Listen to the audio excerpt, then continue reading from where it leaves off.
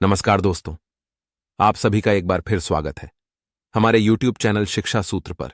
दोस्तों, आप चाहे जागे हो या सोइए, आपके अवचेतन मन की रहस्यमयी शक्ति आपके शरीर के सभी महत्वपूर्ण कार्यों को नियंत्रित करती है।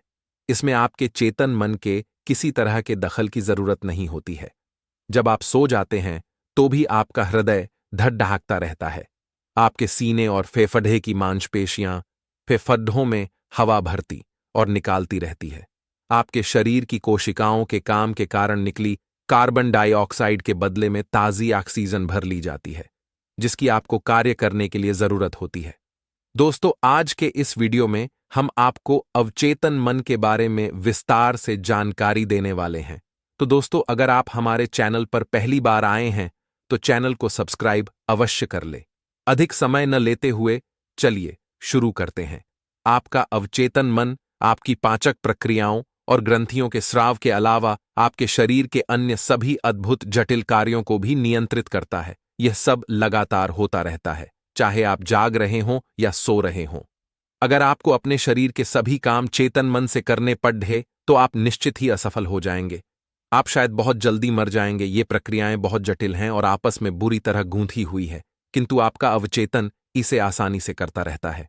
चेतन और अवचेतन के फर्क को समझने के लिए एक उदाहरण लेते हैं। मान लें आप किसी सुपरसोनिक जेट में बैठकर समुद्र के ऊपर से गुजर रहे हों और आप कॉकपिट में घुस जाइए। निश्चित ही आपको हवाई जहाज उड़ाना नहीं आता है, लेकिन आप पायलट का ध्यान भटकाकर परेशानी जरूर खड़ी कर सकते हैं।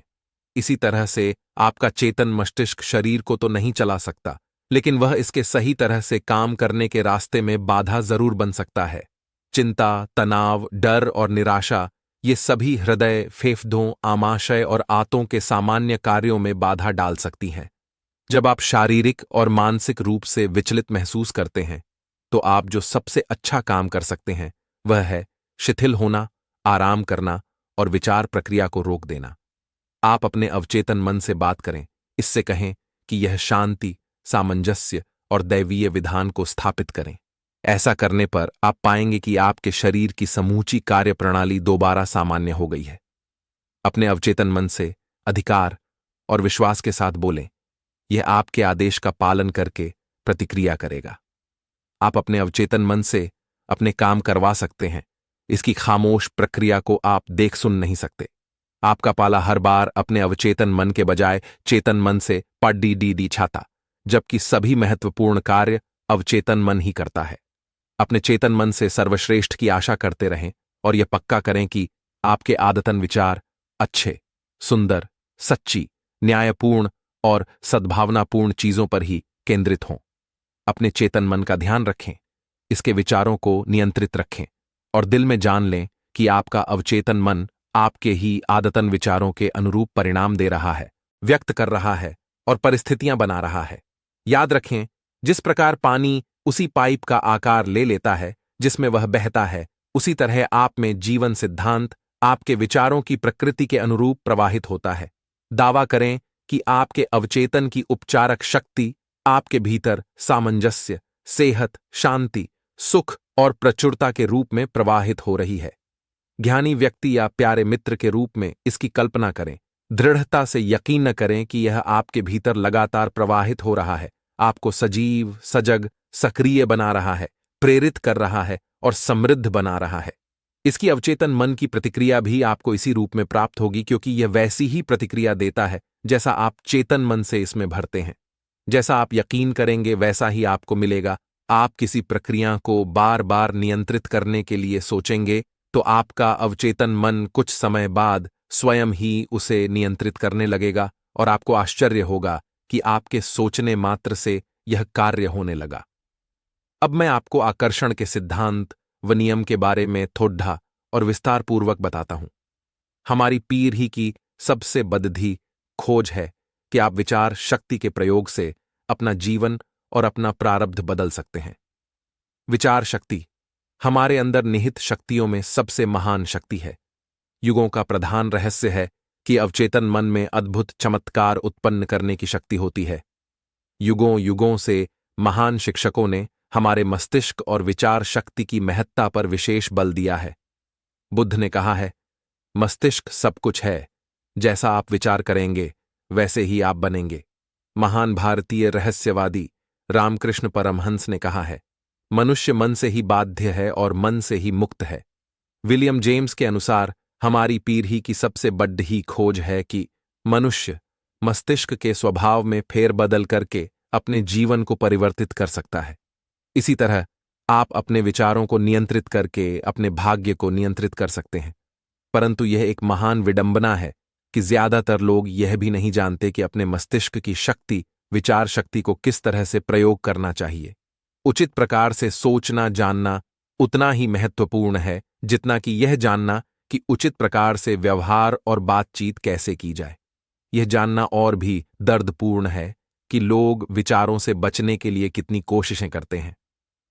थॉमस एडिसन ने कहा था, सिर्फ बहुत कम लोग विचार करते हैं, उनमें से ज्यादातर सोचते हैं कि वे विचार करते हैं, लेकिन इस पृथ्वी पर ज्यादातर लोग विचार करने के विषय में सोचते तक नहीं हैं।